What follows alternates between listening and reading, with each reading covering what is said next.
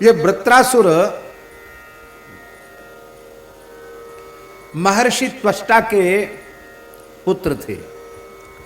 अविचार यज्ञ करके महर्षि त्वष्टा ने यज्ञ के कुंड से वृत्रासुर को प्रकट किया था, अपने तेज से प्रकट किया था। कथा इस प्रकार की है,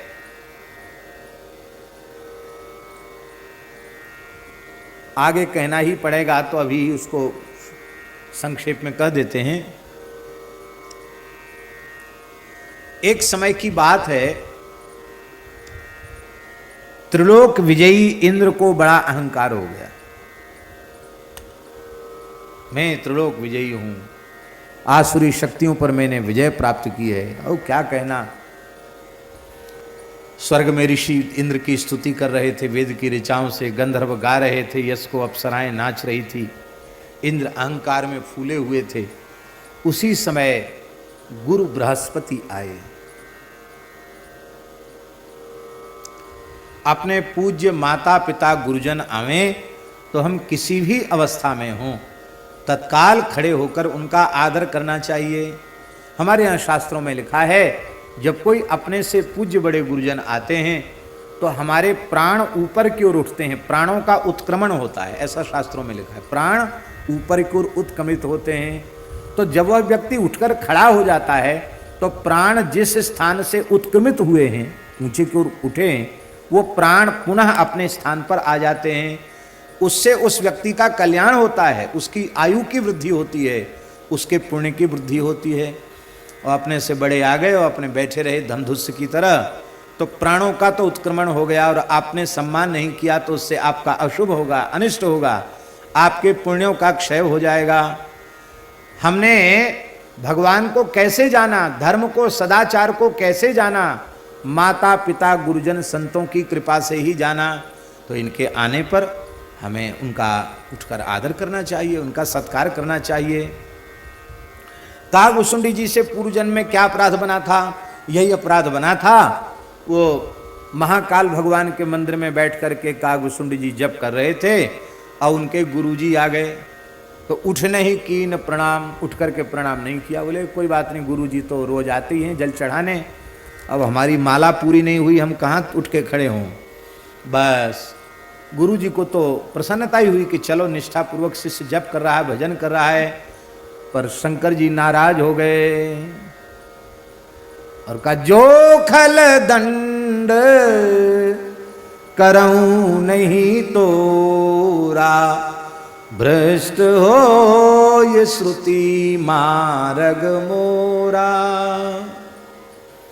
अरे खल, बताओ, जो दिन भर पूजा करे, 3-3, 4-4 बार रुद्राभिषेक करे, 1000-1000 बिलपत्र चढ़ावे और दिन भर पानी पी के माला फेरे, उसको खल तो नहीं कहना चाहिए।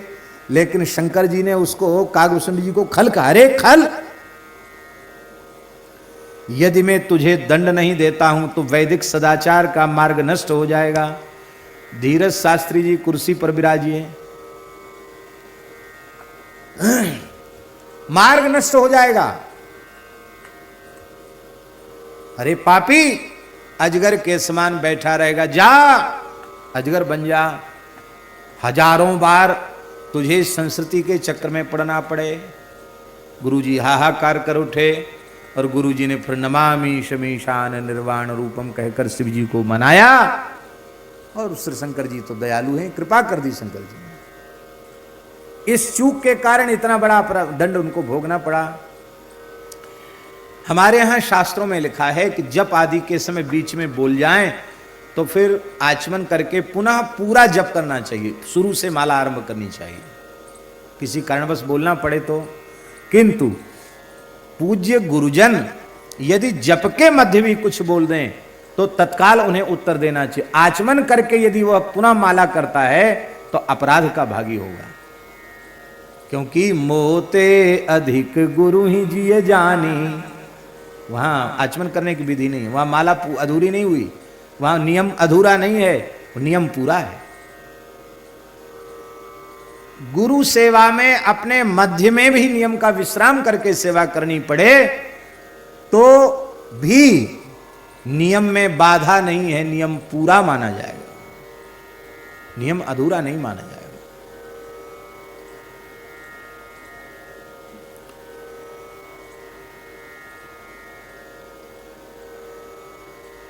भक्ति सागर जी में लिखा है, श्री श्याम चरणदास जी महाराज ने कहा है, शुक संप्रदाय के आचार्य चरण, हरि सेवा 16 वर्ष गुरु सेवा पल 4, तो भी नहीं बराबरी वेदन कियो विचार।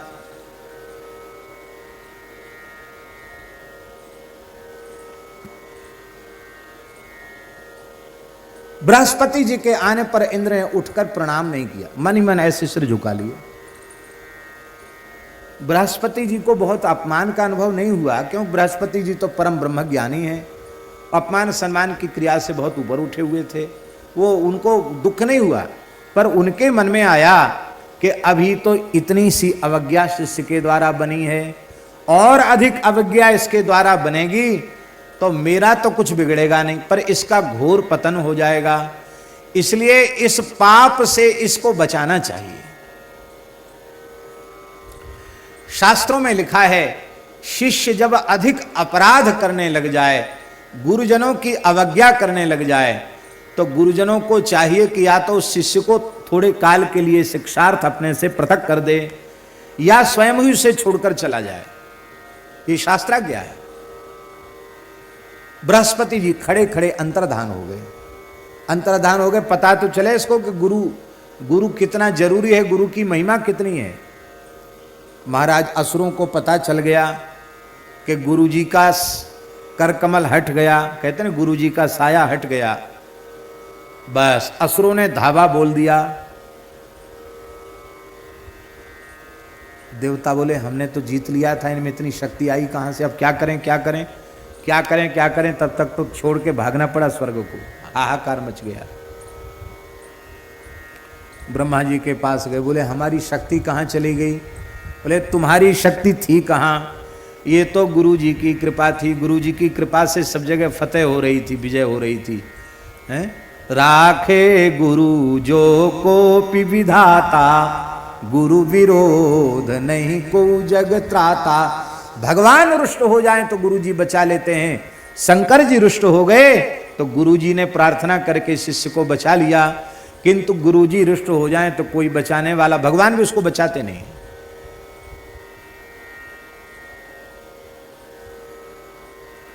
तुमसे भयंकर गुरु अपराध बना है, गुरु जी को खोजो। बोले बहुत खोजा, वो तो मिल ही नहीं रहे। बोले देखो सफलता के लिए गुरु का होना बहुत जरूरी है। इंद्र बोले कोई बात नहीं, हम गुरु बना लेंगे, दूसरे गुरु बना लेंगे। ब्रह्मा जी मुस्कुराए, ठीक है बना लो। अब ये महर्षि त्वष्टा के पुत्र थे विश्वरूप, उनके पास गए।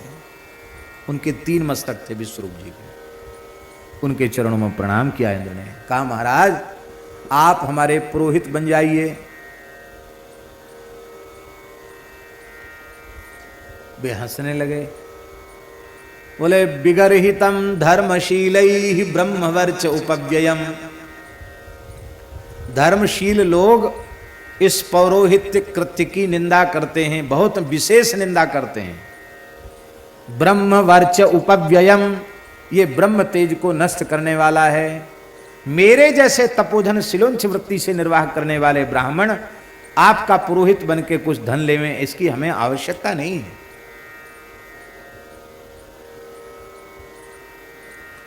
पौरोहित्य कर्म अति मंदा। अब आप लोग कहेंगे भागवत जी में तो ऐसा लिखा है, तब कोई ब्राह्मण पुरोहिताई करे नहीं, पंडिताई करे नहीं करेगा तो क्या होगा? ब्राह्मणों ने अपना धर्म कर्म छोड़ दिया तो धर्म कर्म सदाचार की संस्कारों की क्या दशा हो रही है? इसमें तात्पर्य नहीं कि ब्राह्मण नहीं करना चाहिए। प्रायः पौरोहित्य कर्म करने वाले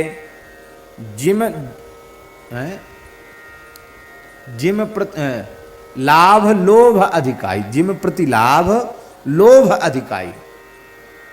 जितना धन बेचारे सामान्य जो ब्राह्मण उनको तो ज्यादा नहीं मिलता है, कभी कभार कुछ मिल जाता है, लेकिन जिनकी बड़ी बड़ी यजमानी होती उनको बहुत कुछ मिलता है, और जितना अधिक मिलता लोभ उतना ज़्यादा बढ़ जाता है। फिर उसमें से एक अंश उन्हें दान करना चाहिए। दान करने का अभ्यास ही नहीं होता। क्यों? लेते लेते लेना का ही अभ्यास हो जाता, देना तो भूल ही जाते हैं। उस सबका अरिष्ट भोगना पड़ता है।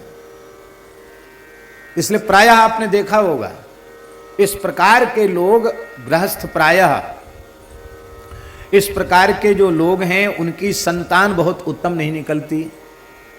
ओ सब चौका लगाने वाली। सुनने में तो बातें बड़ी कड़वी लगती हैं, लेकिन हमारी बड़ी विनम्र प्रार्थना है, ब्राह्मणों के चरणों में प्रणाम करते हुए प्रार्थना है, आपको पौरोहित्य कर्म अवश्य करना चाहिए, शास्त्रीय विधि से करना चाहिए, श्रद्धापूर्वक निष्ठापूर्वक करना चाहिए, प्रतिज्ञापूर्वक त्रिकाल संध्योपासन करना चाहिए, गायत्री की उपासना करना चाहिए, निर्लोभ भाव से, निष्काम भाव से, स्वधर्म पालन की दृष्टि से यजमान के कल्याण के निमित्त आपको पौरोहित्य करना चाहिए। और उससे जो राशि प्राप्त हुए तो हमारे शास्त्र कहते हैं अपनी आय का दशांश किसी अच्छे सत्कर्म में लगा दो, दान कर दो।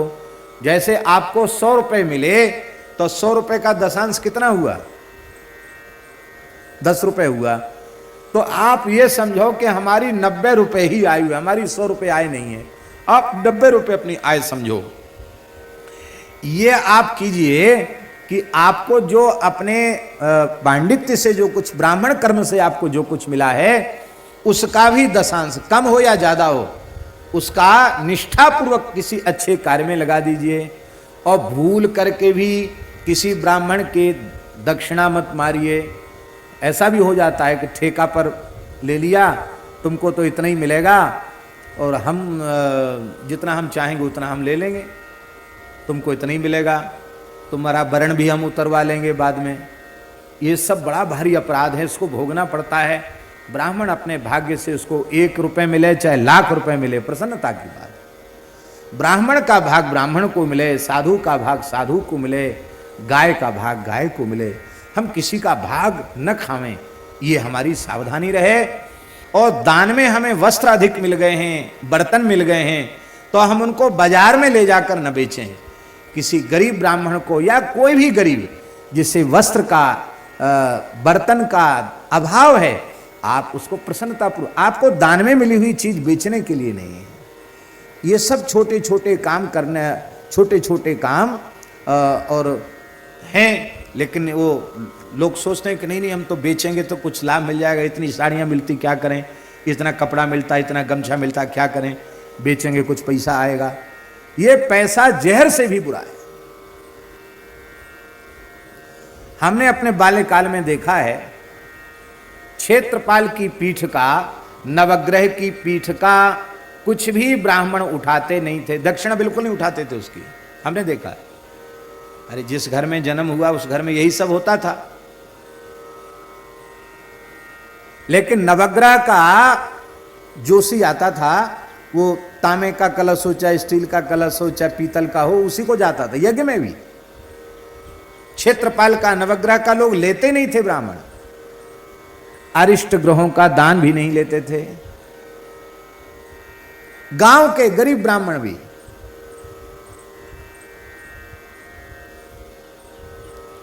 अब तो महाराज नवग्रह ही खा जाएं। अरे बोले वो गणेश जी कहाँ गए, तो जजमान सुपारी खाता था, पंडित जी सुपारी खाते थे, उनको सुपारी मिली नहीं, जंगल में अनुष्ठान हो रहा था, तो पीठ के गणेश जी ही सुपारी उसी को सरोता से कतर के खा गए। लो साहब, कहाँ गए गणेश जी? बोले वो तो कतर के खा गए। बताओ अनुष्ठान कैसे सफल हो भाई?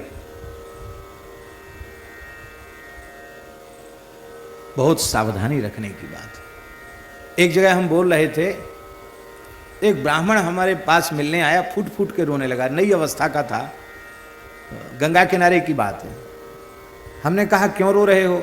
बोले महाराज हमारा रोज का यही धंधा है, हम गोदान कराते हैं गंगा किनारे और उसी राशि से घर चलता। आपने तो कहा गोदान में मिली राशि वो गाय की सेवा में ही लगनी चाहिए, ऐसा होता ना, गोदान संकल्प करो, तो उतनी राशि रखवा लेते हैं और वो राशि हमको मिल जाती है दक्षिणा के रूप में, फिर हम उसका उपयोग करते हैं।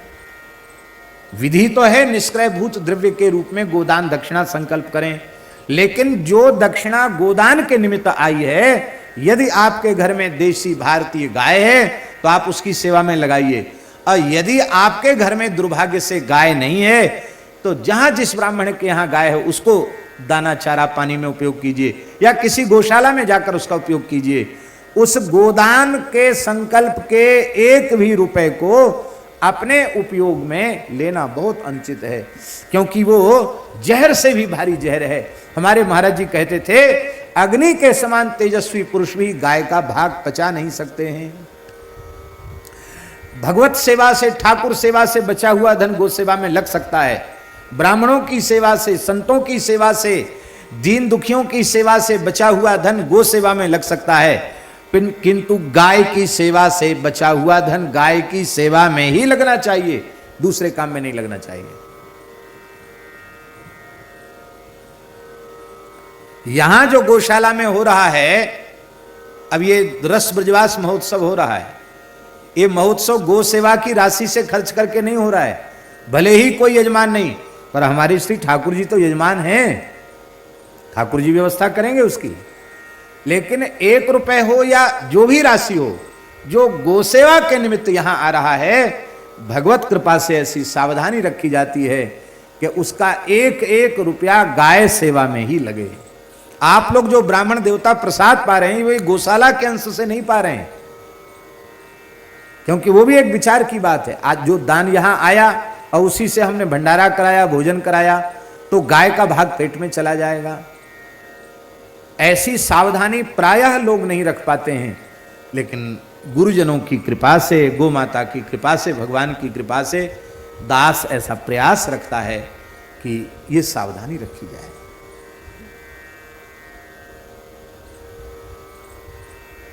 यह अत्यंत आवश्यक है। तो प्रायः ये सब अपराध पुरोहिताई करने वाले पर बनते हैं, और बनने से फिर उसका पतन होता है। इसलिए बिगरहितम धर्मशील ही, धर्मशील लोग उसको विशेष निंदित मानते हैं। ब्रह्मवर्च उपव्ययम, ये ब्रह्म तेज को नष्ट करने वाला है, इसलिए मैं पुरोहित बनना स्वीकार नहीं करता। लेकिन एक और बात है, दूसरी शास्त्र की आज्ञा है कि अपने से बड़े आकर के कुछ कहें तो बड़ों की आज्ञा ठुकराना भी पाप है। आप सब देवता हो, इतने बड़े लोग जिनकी उपासना करके आपका दर्शन होता है, आप सब कृपा करके स्वयं ही पधारे। अग्नि, वरुण, कुबेर, इंद्र हैं, सब आए हैं, और हम आप लोगों की बात न माने तो महद अवज्ञा का अपराध लग जाएगा।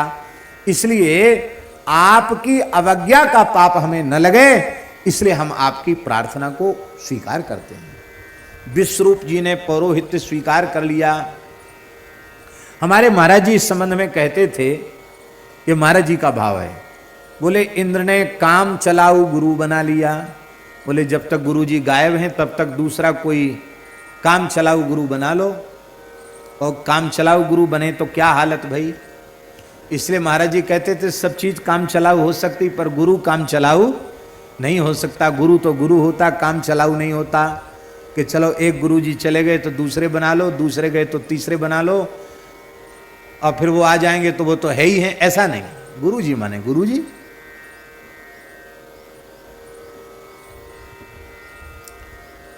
बोले गुरु जी कुछ बताइए ऐसी बढ़िया साधना कि जिससे हम लोगों में शक्ति आवे, हम असुरों पर विजय प्राप्त करें। बोले जरूर।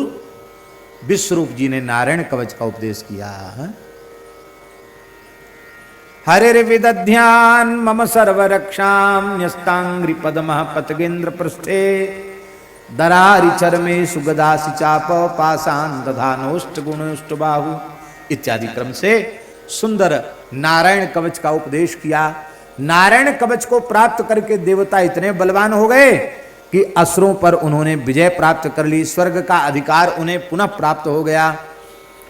और अब देवताओं में बल बढ़े तो देवताओं के लिए यज्ञ कराने लगे विश्वरूप जी खूब। अब देखो पुरोहिताई वाला दोष सब में आ ही जाता है। ये विश्वरूप जी की जो माता जी थी वो असुरों के कुल की थी, तो असुर सब उनके मामा लगते थे।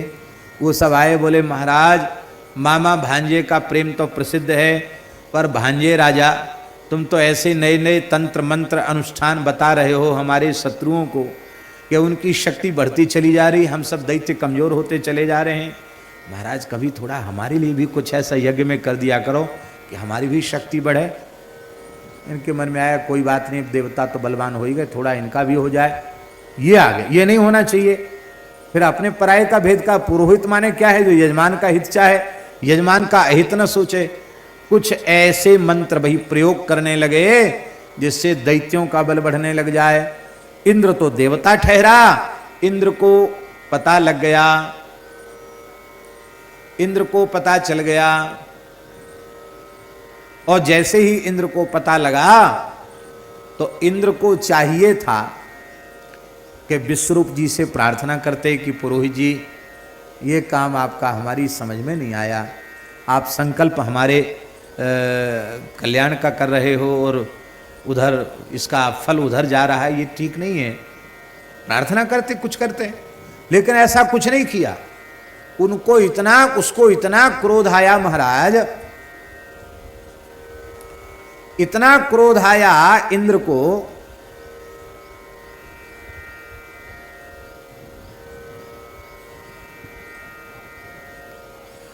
इंद्र को इतना क्रोध आया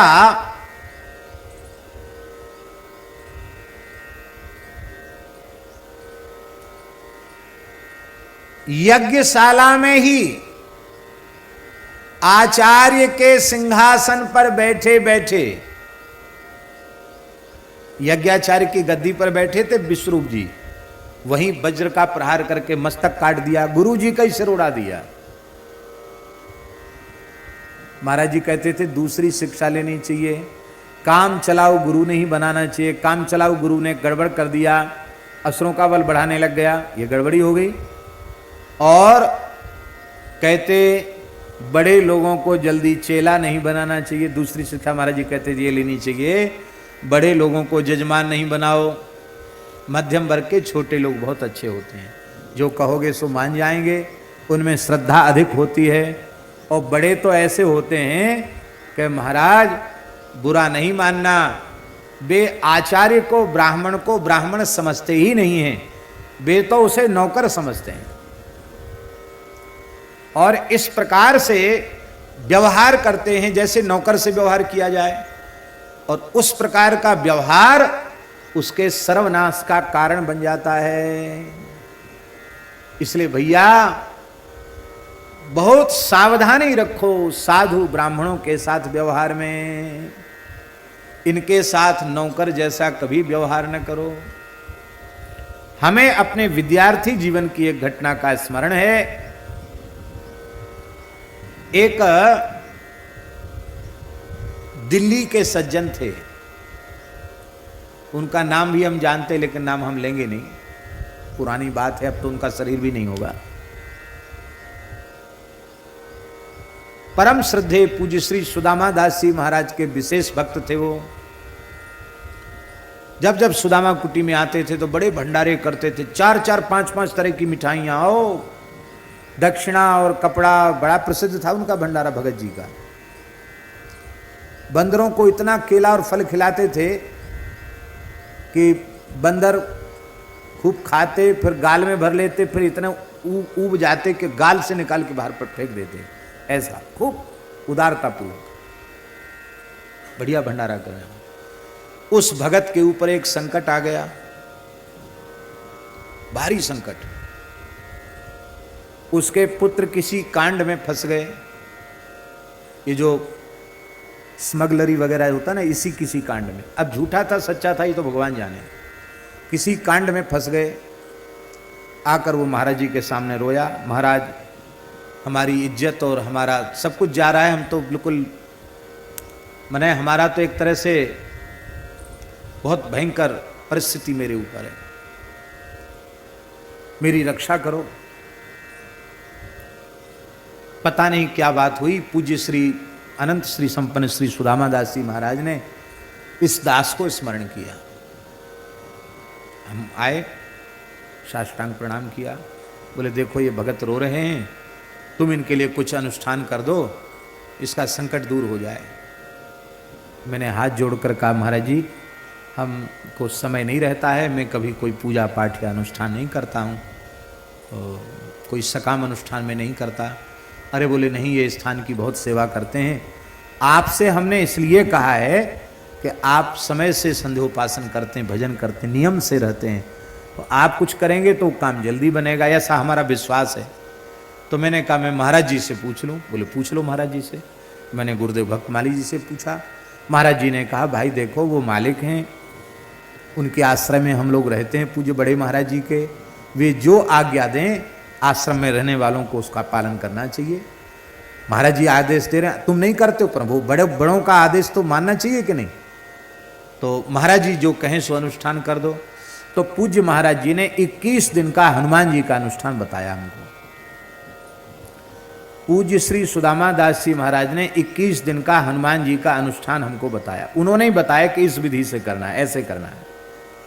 तो नीचे हनुमान जी हैं, वहाँ अनुष्ठान दास करने लग गया। ठाकुर जी की कृपा हुई, हनुमान जी ने सुन लिया और वो उनका पुत्र उस कांड से बच गया, बाहर निकल गया। बाकी लोगों को तो जो हुआ सो हुआ, लेकिन वो उस कांड से बाहर निकल गए, बच गए। अब तो बड़ी प्रसन्नता हुई। अभी पूरे 21 दिन कहाँ हुए थे, शायद 10-15 दिन में ही हनुमान जी ने सुन लिया। आकर उन्होंने सूचना दी, महाराज जी बोले 21 दिन पूरे होने दो। पूरे हुए। अब 21 दिन के अनुष्ठान के बाद भंडारा था, बड़ा भंडारा था।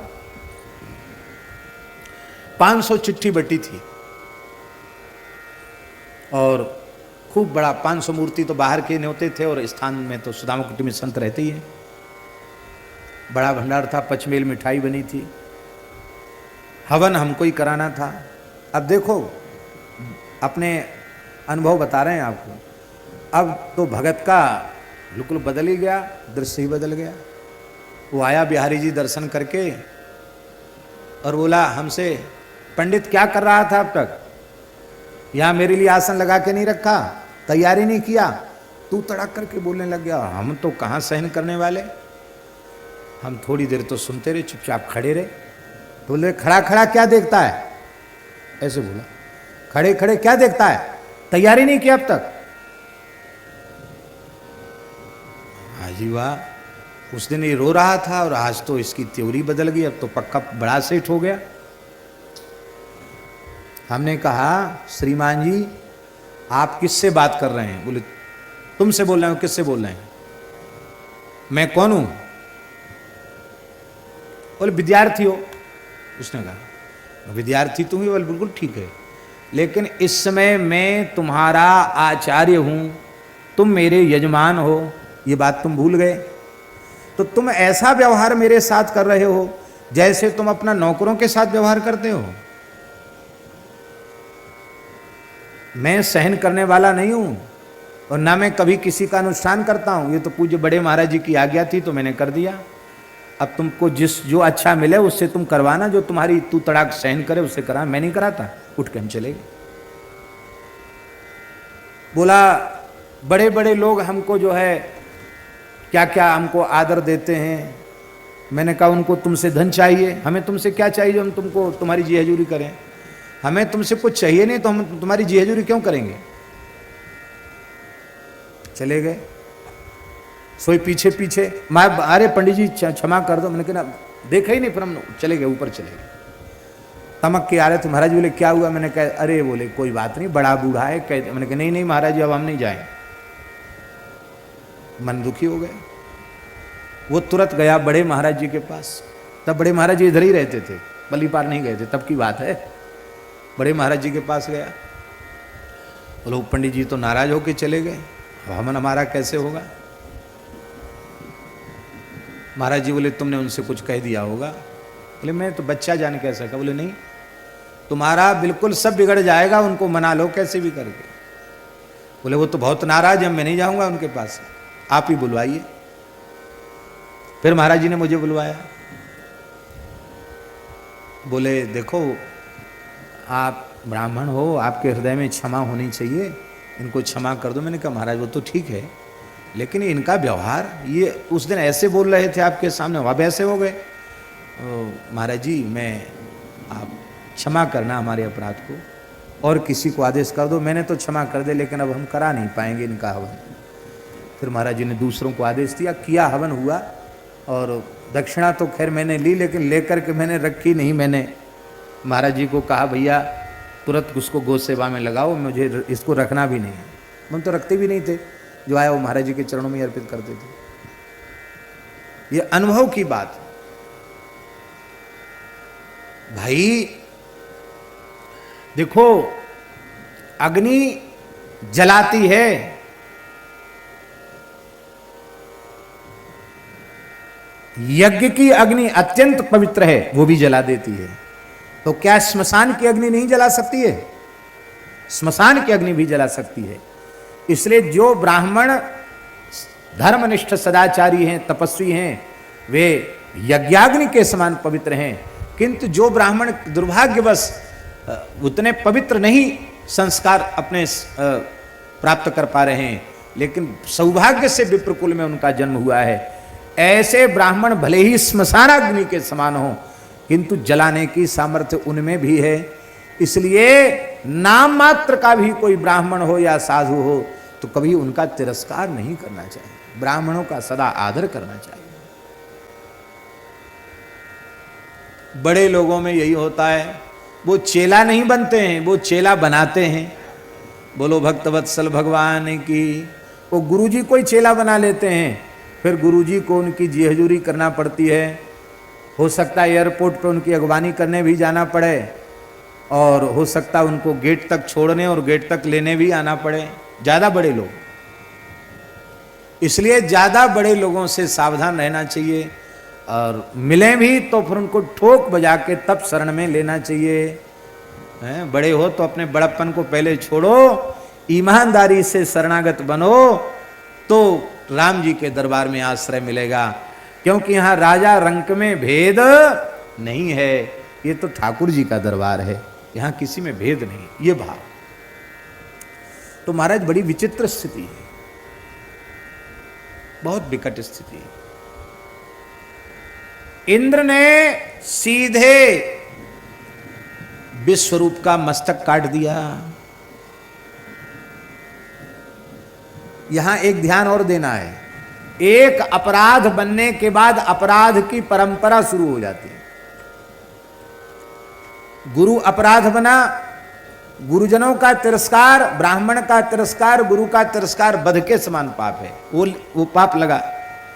दूसरा पाप प्रत्यक्ष ब्रह्म हत्या हो गई, जिनको पुरोहित बनाया उनका मस्तक काट दिया। त्वष्टा ऋषि को बहुत क्रोध आया कि मेरे सीधे साधे तपस्वी पुत्र को इन देवताओं ने आचार्य बनाया, गुरु बनाया, पुरोहित बनाया, और छोटी सी बात पर उसका मस्तक ही काट दिया। तो मैं इंद्र का विनाश करने का यज्ञ करूंगा। यज्ञ किया और यज्ञ में आहुति दिया, इंद्र शत्रु विवर्धस्व मां चिरम जहि विद्विषम।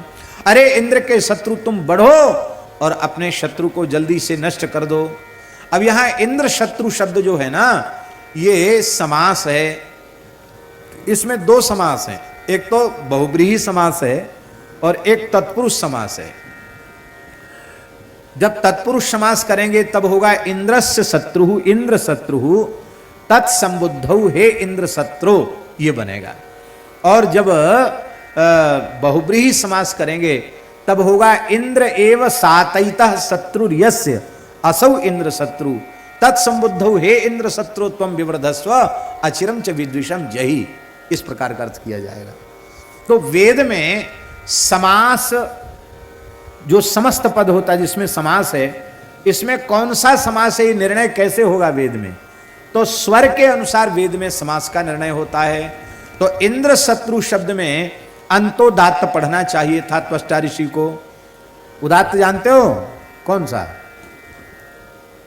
हाँ, ये तो आप नीचे तो अनुदात्त बोल रहे थे, उदात्त ऊपर के स्वर को कहते हैं ना, उदात्त, अनुदात्त और स्वरित बीच वाला।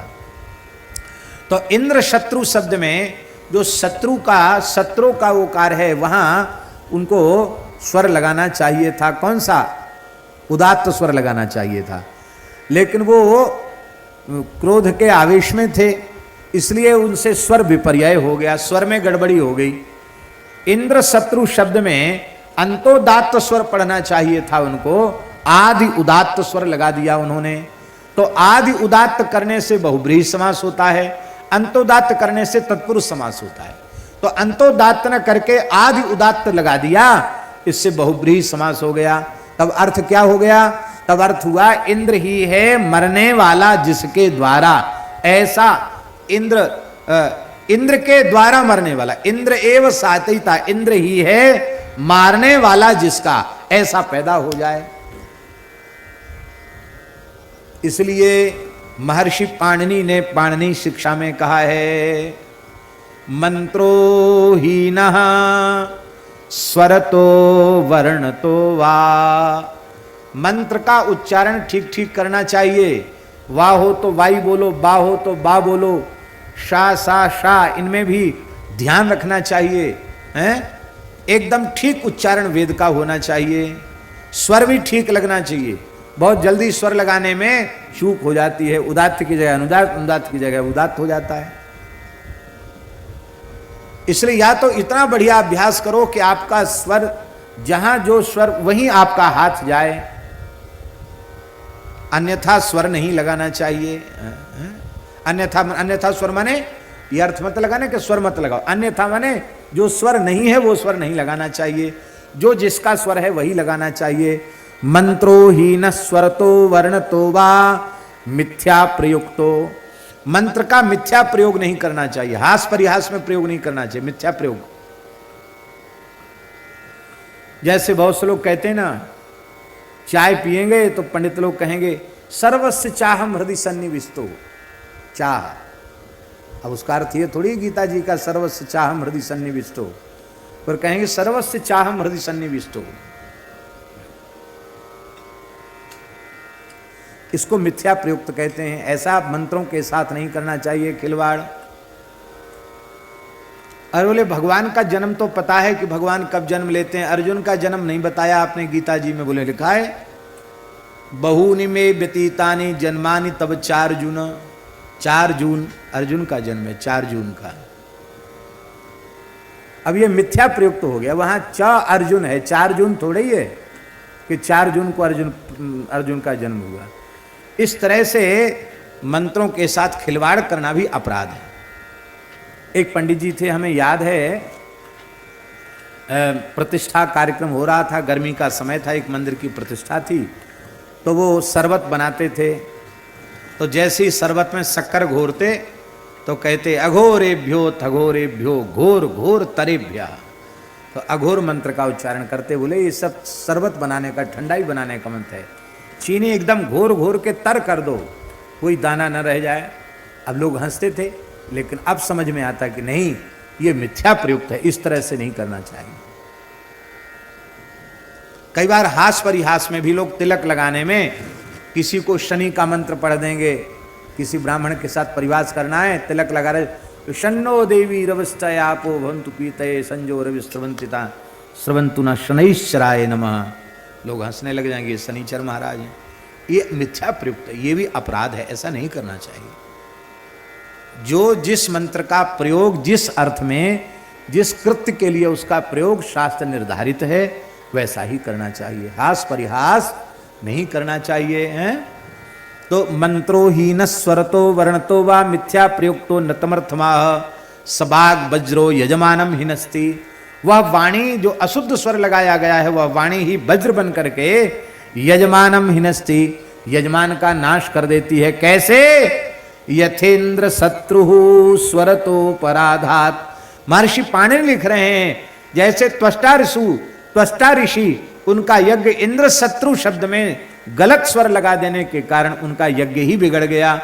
इसी तरह से ये तो भगवान की बड़ी दया है, जो आज इस भयंकर समय में भी, और यहाँ कुछ अच्छे वैदिक तैयार हो रहे हैं, पलाश दंड लेकर के, दोनों से संविधान करके, त्रिकाल संध्योपासन करके, और बड़े गोष्ठ में रह करके बड़े सदाचार पूर्वक ये ब्राह्मण बालक बटुक ब्रह्मचारी उत्तम संस्कार युक्त शिक्षा प्राप्त कर रहे हैं।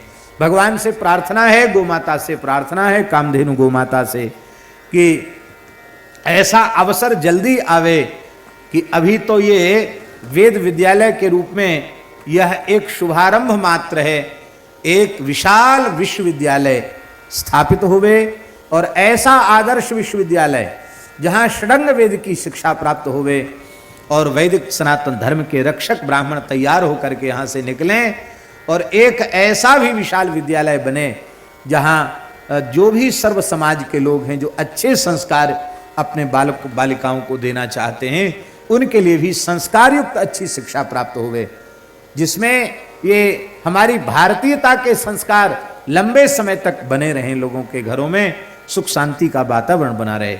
भगवान ही पूरा करेंगे, ये भगवान की सब कृपा से ही होगा। तो महाराज जी, इसलिए आप लोगों को जो वेद पढ़ाया जा रहा है उसमें स्वर के प्रति बड़ी श्रद्धा रखना और व्याकरण अवश्य पढ़ना। देखो भगवान की कितनी दया है कि काशी में जिन्होंने ठीक से विधिवत पढ़ा, ऐसे जय नारायण दास जी गायत्री पुरस्कार यहाँ कर रहे हैं और आप लोगों को बड़े सहज भाव से व्याकरण पढ़ाने के लिए उपलब्ध हैं। तो ये बहुत अच्छा समय है कि वेद और व्याकरण दोनों पढ़ने का बहुत अनुकूल समय है, आप लोग जरूर पढ़ें।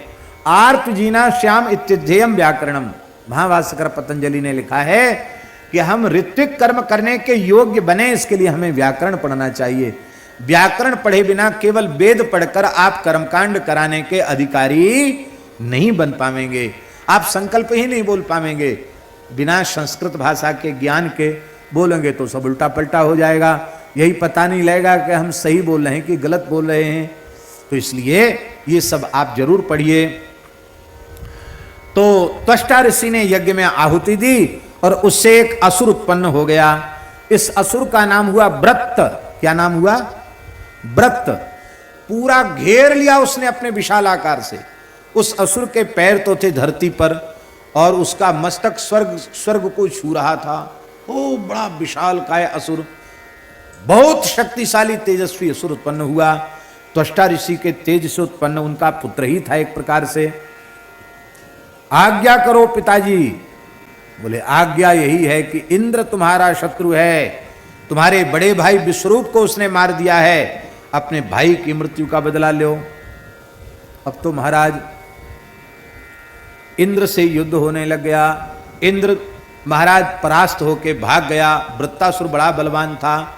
तब इंद्र भगवान की शरण में गया, बोले महाराज बचाओ हमको। गुरुजी तो मिल ही नहीं रहे, गुरुजी के कारण ये सब दुर्दशा भाई। गुरुजी नहीं है, गुरुजी होते तो कोई युक्ति मुक्ति बताते। अब क्या करें? बोले अब करोगे क्या? दधीच ऋषि के पास चले जाओ, उनसे उनकी हड्डियां मांग लाओ, उनसे वज्र नामक अस्त्र का निर्माण विश्वकर्मा करेंगे और उस वज्र के द्वारा वृत्तासुर का वध होगा। आप नहीं मार सकते? बोले हम नहीं मार सकते। क्यों? बोले ये वृत्तासुर मेरा परम भक्त है। बोलो भक्तवत्सल भगवान की जय। आप भी आए हो मेरी शरण में, उपाय तो बता देंगे। क्यों बताए उपाय भाई? हम मारो नहीं, मारने का उपाय बता दो। ये काहे की भक्तवत्सलता? श्री ठाकुर जी जानते हैं ये असुर शरीर में आ गया पार्वती जी के शाप से। ये जल्दी इस भाव से मुक्त होकर जैसे पहले मेरा पार्षद था वैसे ही पुनः मेरी सेवा में आ जाए, ये भगवान चाहते हैं। इसलिए भगवान ने ये बात बताई। इंद्र गए दधीच ऋषि के पास, बोले आप अपनी हड्डियां हमको दे दीजिए। कहा क्यों? उससे वज्र बनेगा, वृत्तासुर का वध होगा।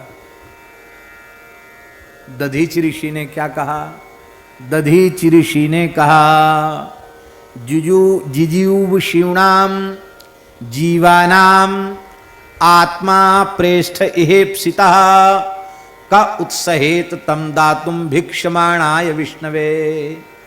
दधीचि महर्षि ने कहा कि देखो शरीरधारियों के भीतर जीवित रहने की इच्छा इतनी प्रबल होती है कि साक्षात भगवान विष्णु भी आकर के भीख मांगने लग जाएं कि तुम अपना शरीर हमको दे दो, तो व्यक्ति इतना चतुर है वो हाथ पांव जोड़ के कहेगा महाराज आप तो सहज सर्वज्ञ सर्वशक्तिमान परमात्मा हो, आपके तो सब संकल्प से ही काम हो जाते हैं, आपको इस मलमूत्र के बर्तन की क्या जरूरत पड़ गई, महाराज आप संकल्प से ही काम कर लीजिए, मैं आपको नहीं दे सकता। यद्यपि जानता है कि भगवान ने ही मनुष्य देह उसको दिया है। कबहू करी करुणा नर देही देत ईश बिनु हेतु सनेही, करुणा करके दिया है, नहीं देगा। और आप कहते हो को हड्डियां दे दो, कैसे दे दें?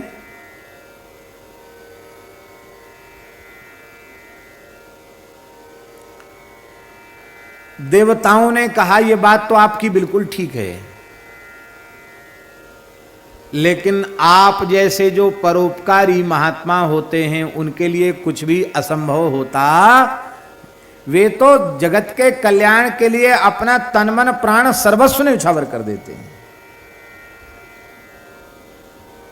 आप जैसे महात्माओं के लिए कोई कठिन नहीं है। दधीची बोले हमें तो शरीर में अभिमान ही नहीं है, ये शरीर किसी के अच्छे काम में आ जाए अच्छी बात है, प्रसन्नता की बात है।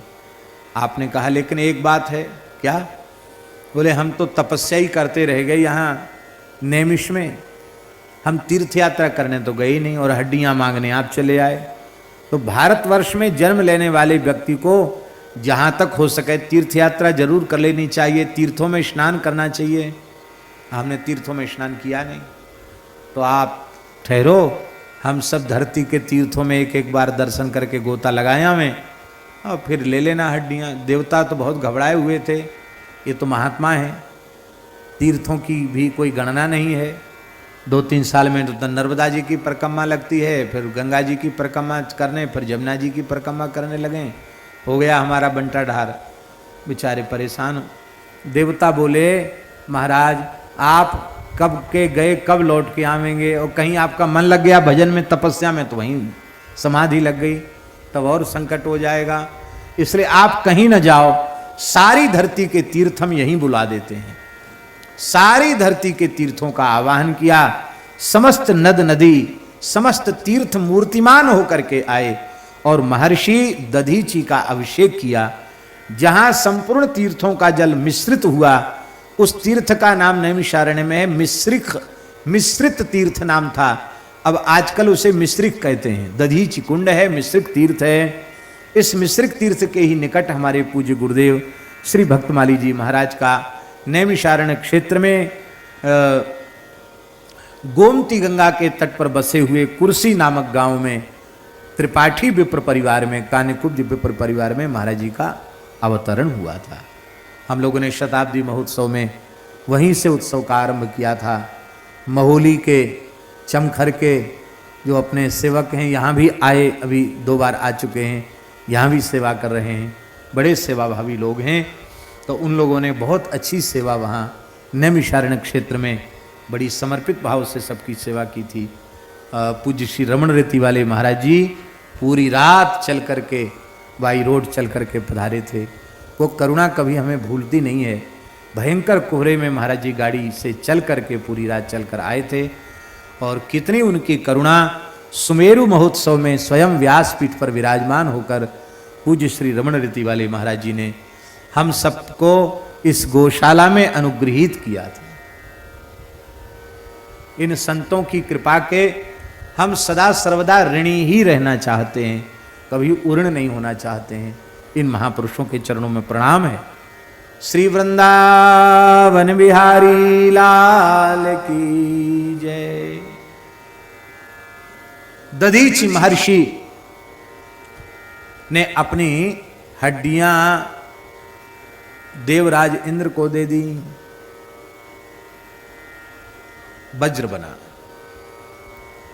देवराज इंद्र ने वृत्तासुर के साथ युद्ध किया, भयंकर युद्ध हुआ। वृत्तासुर भगवान के इतने बड़े भक्त हैं कि इंद्र जैसे प्रबल शत्रु से युद्ध करते हुए भी वे भगवान की स्तुति कर रहे हैं। ये वृत्तासुर के 4 श्लोक जिन्हें वृत्त चतुश्लोकी कहा जाता है, श्रीमद् वल्लभाचार्य महाप्रभु जी ने अपने पुष्टि सिद्धांत का प्राण इन्हें माना है, उनकी नींव माना है इनको। अहम हरे तब पादैकमूल दासानुदासो भविता स्मि भूयः मनः स्मरेता सुपतेर्गुणास्ते गृणीतवा कर्म करोतु कायः न नाकप्रस्थं न च पारमेष्ठ्यं न सार्वभौमं न रसाधिपत्यं न योग सिद्धि रपुनर्भवं वा समञ्जसत्वा विरहैयकांक्षे अजातपक्षा इव मातरं खगा स्तन्यं यथा वत्सतराक्षुधार्ता प्रियं प्रियेव्युषितं विषण्णा मनोरविन्दाक्ष दिदृक्षते त्वां ममोत्तमश्लोक जनेषु सख्यं संसारचक्रे भ्रमतस्वकर्मभिः त्वन्माययात्मात्मजदार गेहे स्वासक्तचित्तस्य न नाथ भूयात्। इस संबंध में महाप्रभु श्री वल्लभाचार्य जी ने एक बहुत प्यारी बात कही है। हम बार बार कहते फिर भी हमारा मन भरता नहीं है। वे कहते हैं कि सामान्य मनुष्यों के पुरुषार्थ चतुष्टय अलग प्रकार के होते हैं, किंतु वैष्णवों के पुरुषार्थ चतुष्टय अलग प्रकार के होते हैं। पुरुषार्थ चतुष्टय तो जानते कि नहीं? नहीं जानते। 4 पुरुषार्थ, धर्म, अर्थ, काम और मोक्ष, ये 4 पुरुषार्थ। वैष्णवों का पुरुषार्थ चतुष्टय अलग होता है। ऐसा क्यों? क्योंकि महाप्रभु जी का मत है कि इस वृत्तासुर के प्रकरण में वृत्तासुर ने का त्रैवर्ग कायास विघात मस्मत पेतर अस्मत् पतिर्विधत्ते पुरुषस्य शक्र। स्वयं देवराज इंद्र वृत्तासुर कह रहे हैं, हे देवराज इंद्र अस्मत् पति, हम वैष्णवों के जो पति भगवान हैं, स्वामी हैं, वो अपने शरणागत के त्रिवर्ग का नाश कर देते हैं। धर्म का नाश, अर्थ का नाश, काम का नाश कर देते हैं। रहा चौथा मोक्ष, मोक्ष उसे चाहिए नहीं, क्योंकि समझ ननाक पृष्ठन चपार में इष्टम न सार्वभौमम न रसाधिपत्यम न योग सिद्धि अपुनर्भवम वा, मोक्ष भी नहीं चाहिए। समंजसत्वा विरह्य कांक्षे। तो अब पुरुषार्थ चतुष्टय से शून्य मनुष्य का जीवन तो व्यर्थ है शास्त्रों के अनुसार, क्योंकि जो मनुष्य होकर भी पुरुषार्थ चतुष्टय सिद्ध नहीं कर पाया, उसका जीवन तो अजा गलस्तन सेव तस्य जन्म निरर्थकम, बकरी के गले में लटकते हुए स्तनों के समान उसका जीवन व्यर्थ है।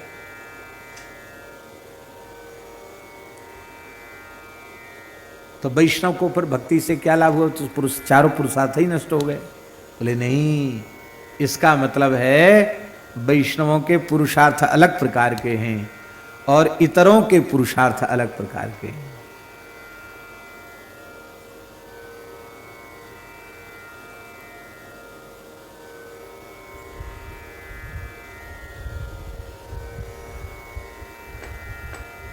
धर्म का फल क्या है? मोक्ष है ना। धर्मस्य याप वर्ग्यस्य, अब पूर्व मीमांसकों से पूछो कि आप मोक्ष किसको कहते हैं? किसको कहते हैं मोक्ष?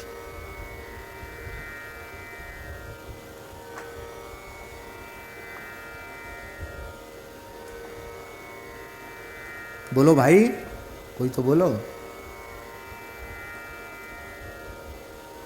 अरे स्वर्ग की प्राप्ति को मोक्ष मानते राम जी, उनके यहां स्वर्ग लोक की प्राप्ति ही मोक्ष है। तो धर्म क्या हुआ? बोले धर्म जिससे स्वर्ग मिले वो धर्म हो गया। स्वर्ग कैसे मिलेगा?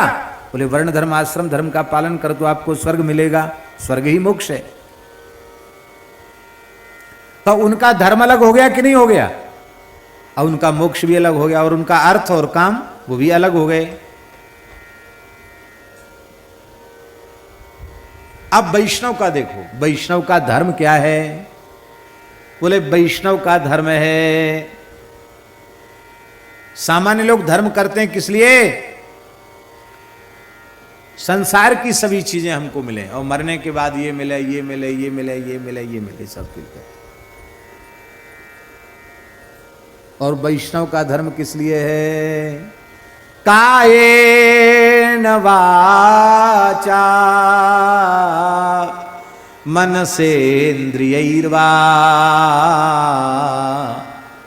बुद्ध्यात्मना वानुसृत स्वभावात् करोति यद्यत् सकलं परस्मै नारायणायेति समर्पयेत् तत्। वो जो कुछ कर रहा है स्वर्ग आदि की प्राप्ति के लिए नहीं, लौकिक भोगों की प्राप्ति के लिए नहीं, वो केवल भगवत प्रसन्नता के लिए करता है। और करने के बाद भगवान के चरणों में अर्पित कृष्णार्पणमस्तु।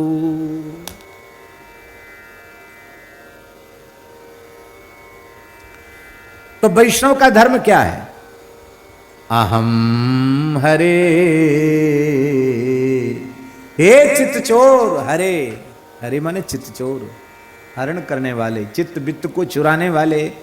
हे चित्तचोर, आपके चरण कमलों का कोई दास, उसके भी चरण कमलों का कोई दास, उसका भी मैं दास बनूं, मैं आपका दास बनूं, सीधे सीधे आपका दास बनूं। इतना सौभाग्य, इतनी सामर्थ्य मेरी कहां है? मैं आपका दासानुदास बन जाऊं। दासानुदासो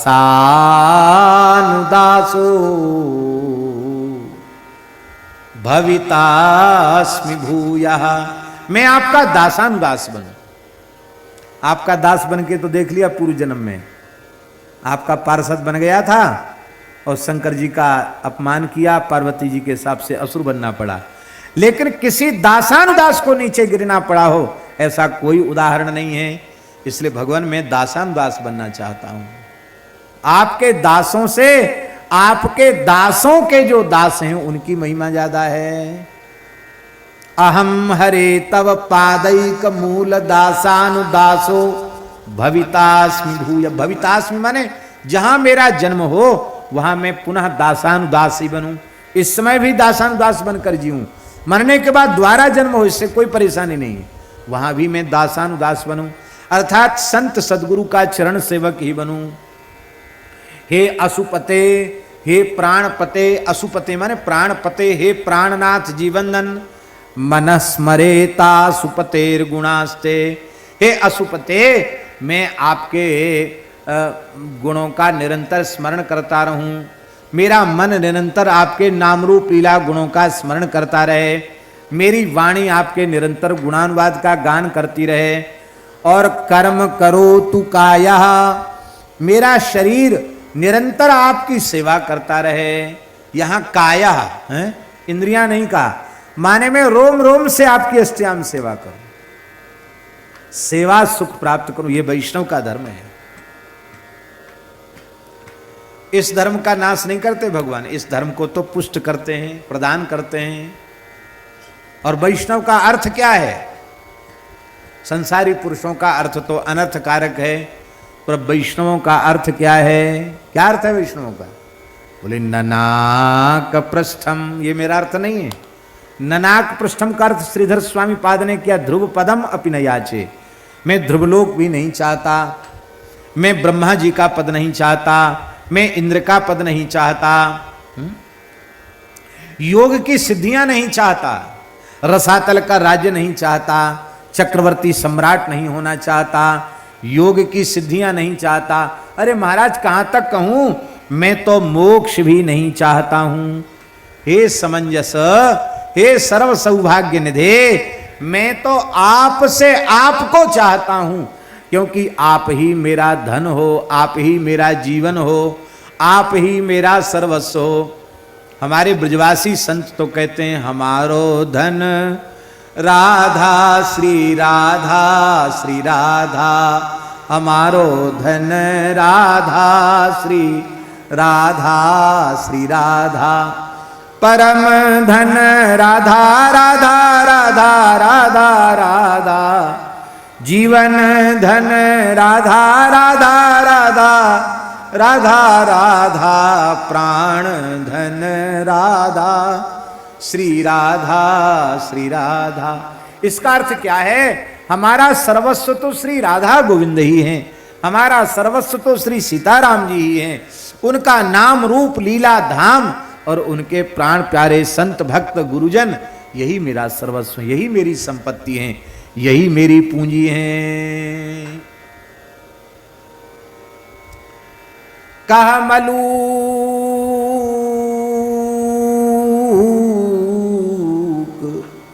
मेरी रामे पूंजी, जीव बराबर राखूं। मलुक देवानी में जीव माने प्राणों के बराबर, प्राण धन है रघुनाथ जी। जीव बराबर राखूं, यही संपत्ति। काम क्या है वैष्णवों का, काम माने कामना, इच्छा क्या है। हे नाथ, जिस पक्षी के अभी पंख नहीं उगे हैं और वो पक्षी अपने घोंसले में चहक रहा है, अपनी मां की, अपने पिता की याद में अपनी मां की याद करता है, ऐसे ही मैं अजात पक्षी की तरह आपको पुकारता रहूं।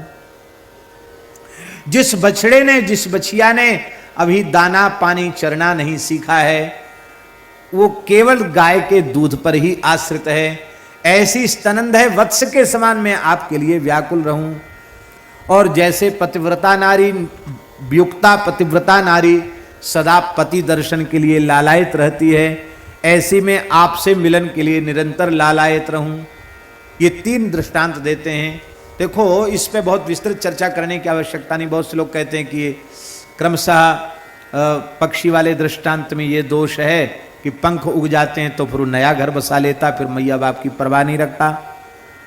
तो कहीं ऐसा ना हो कि मेरे पंख उगा में तो मैं आपको ही भूल जाऊं। बछड़ा दाना पानी चरने लग जाता तो फिर मैया का भूल जाता है, फिर और बड़ा हो जाता है तो फिर थोड़ा सा और प्रेम कम हो जाता है, फिर कई बार भूल भी जाता है। ऐसा ना हो जाए। पर पतिव्रता का प्रेम कभी घटता नहीं है, इसलिए ये दृष्टांत सर्वोपरि है। ऐसा भी भाव कुछ महान भाव देते हैं, लेकिन दास को ये प्रिय नहीं लगता है। दास को यह प्रिय लगता है कि अजात पक्ष पक्षी की तरह सर्व साधन शून्य होकर केवल आपका आश्रय लेकर आपको पुकारूं, बछड़े की तरह केवल आपसे आपका वात्सल्य प्राप्त करके तृप्त हूं, और पतिव्रता नारी की तरह निरंतर आपका चिंतन करूं। इसलिए तीनों दृष्टांत ठीक हैं, तीनों में कहीं कोई दोष नहीं है। पक्षी जैसी, अजात पक्ष पक्षी जैसी रटन चाहिए, व्याकुलता चाहिए, बछड़े जैसा केवल वात्सल्य का आश्रय चाहिए, और पतिव्रता के जैसा समर्पण चाहिए। ये तीनों भाव, यही कामना है। यह अभिलाषा उर रहे लगे नैन निमेष, इकटक देखो भाम तो नटवर नागर वेश। यही एक अभिलाषा है, ये कामना है। और मोक्ष क्या है भैया, वैष्णवों का मोक्ष क्या है? बोले संतों के बीच बैठकर भगवत चरित्र सुनना, इससे बड़ा कोई दूसरा मोक्ष नहीं है, सबसे बड़ा मोक्ष यही है। मोक्ष से भी ज्यादा है। हाँ, क्यों? आपने सुना है? श्री कबीरदास जी की एक साखी है, वे कहते राम बुलावा भेज जा दिया कबीरा रोए, जो सुख यहाँ सत्संग में सो वैकुंठ न होए। संत श्री कबीरदास जी ने कहा कि राम जी ने बुलावा भेजा, बाबा समय पूरा हो गया, वाओ। मैं रोने लग गया। अरे हर्ष होना चाहिए, रो क्यों रहे हो? बोले यहां संतों के बीच में कथा सुनने का जो सुख है, लगता वो सुख तो वहां भी नहीं है। क्या अद्भुत सुख है। आपकी तो आप जाने, हमारा तो अपना पूरे 24 घंटे का उतना ही समय अत्यंत अत्यंत दिव्याति दिव्य और सार्थक होता है जितनी देर बैठकर हम भगवान की चर्चा कर लेते हैं। क्या अनिर्वचनीय आनंद मिलता है, कैसा सुख मिलता है, वाणी में उसकी सामर्थ्य नहीं है। ठाकुर जी ऐसी कृपा कर देवें कि देह धर्म सर्वथा समाप्त हो जाए, भूख प्यास सोना खाना पीना जगना सब भूल जाएं, निरंतर कहते रहें और निरंतर सुनते रहें। इतना सुख है, कितना आनंद है। तो ममोत्तम श्लोक जनेषु सख्यम संसार चक्रे भ्रमतः स्वकर्म भी। अपने कर्म के अधीन होकर हम संसार चक्र में भटकें, इसकी भी मुझे परवाह नहीं। कोई कर्म ऐसे हो तो भटकें, लेकिन संसार चक्रे भ्रमतः स्वकर्म भी। बस इतनी प्रार्थना है, आपके प्राण प्यारे संतों से हमारा सख्य हो जाए, उनसे हमारा प्रेम हो जाए, उनसे हमारी मैत्री हो जाए।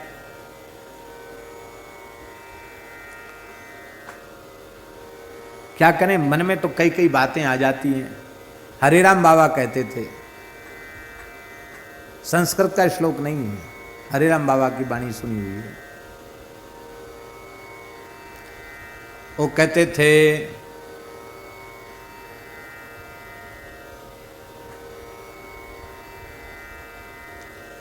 पंडित प्रसन्नम विद्या प्रदानम। संस्कृत नहीं है, साधु साई। पंडित प्रसन्नम विद्या प्रदानम। और कहते थे बनिया प्रसन्नम कौड़ी छदामम। कौड़ी छदाम चलते थे, मिल जाएगी, दान दक्षिणा मिल जाएगी। और बेस्या प्रसन्नम मलमूत्र दानम। और कहते थे साधु प्रसन्नम हरि भक्ति दानम। संत प्रसन्न हो जाएंगे तो भगवान की भक्ति मिल जाएगी। तात भगति अनुपम सुख मूला। तात भगति अनुपम सुख मूला। मिलहि जो संत हो ही अनुकूला। संतों की अनुकूलता से भगवान की भक्ति मिलती है। संत अनुकूल कैसे होते हैं? कैसे होते हैं अनुकूल? हमारे जैसे भोजन भट्ट, हमारे मनसुखा कहते हैं ना, पेट पुजारी भोजन भट्ट, ऐसे बोलते हैं ना, क्या बोलता है लीला में। हमारे जैसे लोग, उनको बढ़िया खीर मालपुआ जिमा दो, कुछ भेंट दक्षिणा दे दो, कुछ पीताम्बरी उड़ा दो, कुछ लेकिन हमारे पूज्य सदगुरुदेव भगवान की कोटि के जो संत हैं, वे संत कैसे प्रसन्न होंगे? उनके विचारों के अनुकूल जीवन होगा तो वे प्रसन्न होंगे। बाबा श्री ठाकुरदास जी जैसे संत को कोई प्रसन्न करना चाहे तो क्या उपाय है, क्या चाहिए उनको? लेते तो कुछ थे ही नहीं वो। वे जिन सिद्धांतों को जी रहे हैं उनको मानने लग जाओ, बस वो प्रसन्न है।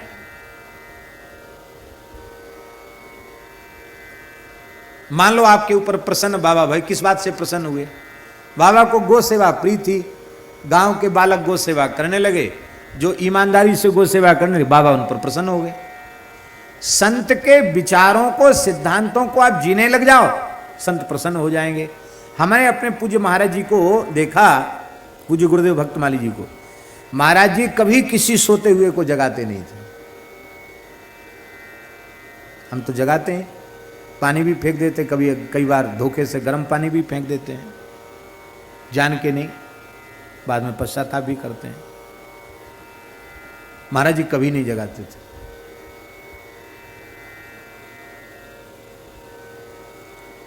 हाँ, सर्दी में कपड़ा किसी का उघर जाए तो रात्रि को आराम से उसकी रजाई, कंबल, कपड़ा उसका ठीक से उड़ा देते महाराज जी, हमने आंखों से देखा।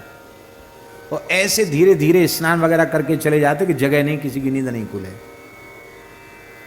लेकिन कोई 4 बजे उठ के बैठ जाए, स्नान करके संध्योपासन करने लग जाए, तो उसको देखकर महाराज जी प्रसन्न हो जाते थे। बस यही, दास ने उनकी सेवा नहीं की, बिल्कुल सेवा नहीं की।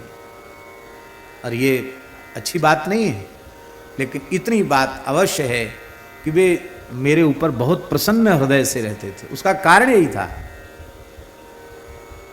ज्यों का त्यों तो हम नहीं मान पाए, लेकिन फिर भी जैसे वो पढ़ने से प्रसन्न होते थे तो हमारे पढ़ने से वो प्रसन्न थे। हम समय से उठ जाते थे, ठीक से पढ़ते थे, जैसा वे चाहते थे वैसा किया, इसलिए वो उन पर प्रसन्न रहे। और आज इस दास के जीवन में जो कुछ भी है वह सद्गुरु भगवान की प्रसन्नता का ही फल है और कुछ भी नहीं है, केवल उनकी प्रसन्नता का फल है।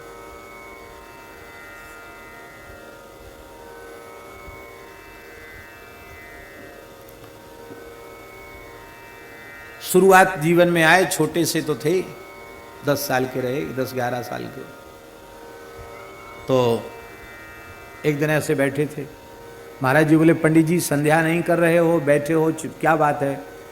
तो हमने कहा वो हम चमेली का तेल लगाते थे। उन्होंने कहा महाराज जी चमेली का तेल हमारा ख़त्म हो गया, और चमेली का तेल लगाएं तब तिलक लगाएं तब संध्या करें। तो महाराज जी बोले अभी इतने जल्दी तो दुकान खुलेगी नहीं, सवेरे 5 बज रहा है, अभी तो दुकान खुलेगी नहीं, दुकान खुलेगी तब तुम्हारे लिए चमेली का तेल मंगा देंगे।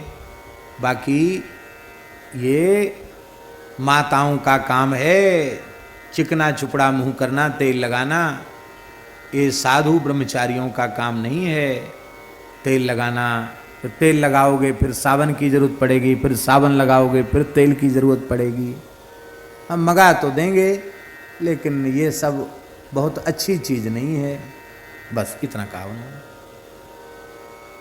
हम तुरंत संध्योपासन करने लगे, भीतर से ही निश्चय कर लिया अब नहीं लगाएंगे, अब न सावन लगाएंगे न तेल लगाएंगे। महाराज जी बोले मंगा देते, मैंने कहा महाराज जी अब हम लगाएंगे नहीं, तेल नहीं लगाएंगे। कब तक नहीं लगाओगे? क्योंकि जब तक चल जाएगा तब तक नहीं लगाएंगे। और उनकी कृपा से लगभग 14 वर्ष तक न तेल लगाया न सावन लगाया। जब नहाते थे तो गाय के गोबर को शरीर में लगा लेते, सिर धोना हो तो सूखा आंवला पानी में भिजा देते, उससे सिर धो लेते थे। विद्यार्थी जीवन में कभी जरूरत ही नहीं पड़ी, तेल सावन से छुट्टी मिली, बहुत समय बच गया। बाद में कुछ ऐसी तकलीफ हमको हो गई कि हमको फिर तेल की आवश्यकता पड़ने लगी। अब चिकित्सक का निर्देश मान के उसको स्वीकार करते हैं।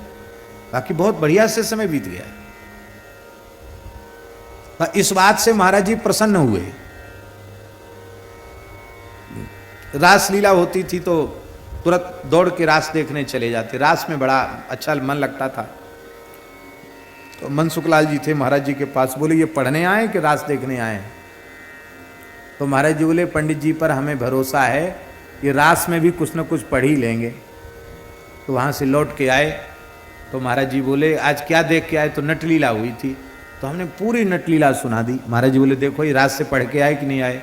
आदि से अंत तक पूरी लीला सुना दी। इन्होंने बहुत छोटे थे, जैसे ये कृष्णदास हैं इससे भी छोटे थे। पूरी लीला सुना दी आद्योपांत के, आज ये देख के आए। महाराज बोले देखो रात से पढ़ के आए कि नहीं पढ़ के आए?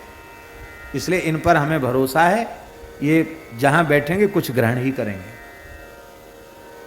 ये अपनी विशेषता नहीं, ये सदगुरु भगवान की कृपा।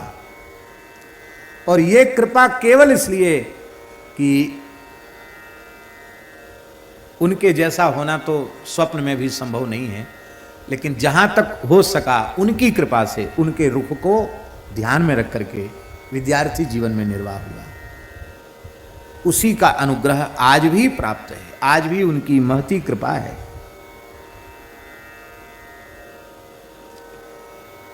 संतों के विचारों को आप जिए। पूज्य स्वामी संपूर्णानंद जी कहते थे कि संतों को मत मानो, संतों की मानो। लोग संतों को तो मानते, संतों की नहीं। संतों को माना क्या? चंदन लगा देंगे, माला पहना देंगे, दंडोत कर लेंगे और भी कुछ भेंट पूजा भी कर देंगे, लेकिन उनकी बात नहीं मानेंगे। कहते भाई उनके तुम भले ही कुछ मत करो, पर वो जो कहते वो तो मानो। संतों की मानो। वो कहते थे संतों को भी मानो और संतों की भी मानो, दोनों मानो, काम बन जाएगा। बोलो भक्तवत्सल भगवान की। तो ममोत्तम श्लोक जनेषु सख्यम संसार चक्रे भ्रमत स्वकर्म भी। हे नाथ त्वन्मायात्मात्मज दारगे स्वासक्त चित्तस्य न नाथ भूयात्। आसक्त चित्त जो हैं स्त्री पुत्रादि में आसक्त हैं, उनसे हमारा किसी भी प्रकार का कोई संपर्क संबंध न रह जाए। बोलो भक्तवत्सल भगवान की जय। यही वैष्णव का मोक्ष है। इसलिए श्री जीव गोस्वामी पाद ने वृत्त शब्द को असुर शब्द नहीं लगा, वो श्रीमद वृत्त कहा, असुर शब्द ही हटा दिया। बोले इतने महान भक्त को मैं असुर नहीं कह पा रहा हूं, ये तो परम भागवत महाभागवत हैं, ऐसे भगवान के परम भक्त। तो ये वृत्तासुर को ऐसी भक्ति कैसे मिल गई? गोस्वामी तुलसीदास जी कहते हैं संत कृपा से ही भक्ति मिली। बोले इस जन्म में तो कोई संत का संग मिला नहीं, पूर्व जन्म में देवर्षि नारद जी का संग मिल गया था। तो नारद जी की कृपा से, जब ये चित्रकेतु राजा के रूप में था, तब नारद जी की कृपा से भगवान संकर्षण ने अपना पार्षद बना लिया। और आज वही भक्ति के संस्कार पूर्व जन्म के आज तक। और वो भक्ति के संस्कार किसकी कृपा से? ये है साधु संग का प्रभाव। यहां है क्या कहा था हमने कि साधु पद सलिल निर्धूत कलमस सकल। ये पद में जितने नाम आए ना, कौन कौन?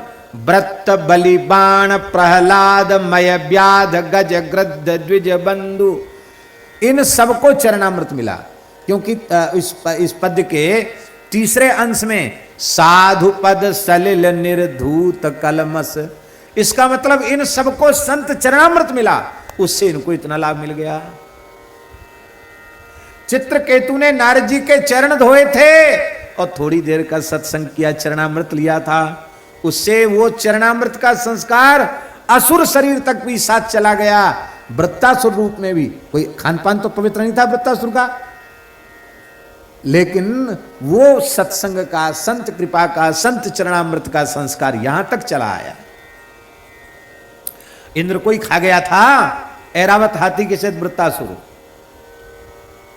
वो तो नारायण कवच की महिमा से बच गए इंद्र, नहीं तो जय सिया राम। ऐरावत के सहित निगल गया था वृत्तासुर, इतना पराक्रमी दैत्य असुर वृत्रासुर। महाभारत में है शांति पर्व में कि भगवान विष्णु ने इंद्र के वज्र में प्रवेश किया और तेजोमय रूप से इंद्र के शरीर में प्रवेश किया, तब वृत्तासुर का वध हुआ। इतना पराक्रमी था, ऐसा महाभारत में लिखा हुआ है। और वृत्तासुर ने अपनी आत्मा को भगवान में लगाकर के परम धाम प्राप्त किया, ऐसा महाभारत में लिखा है। वृत्तः प्राणा नवा सृजत योजयित्वा तथात्मानं परम परम स्थानम अवाप्तवान।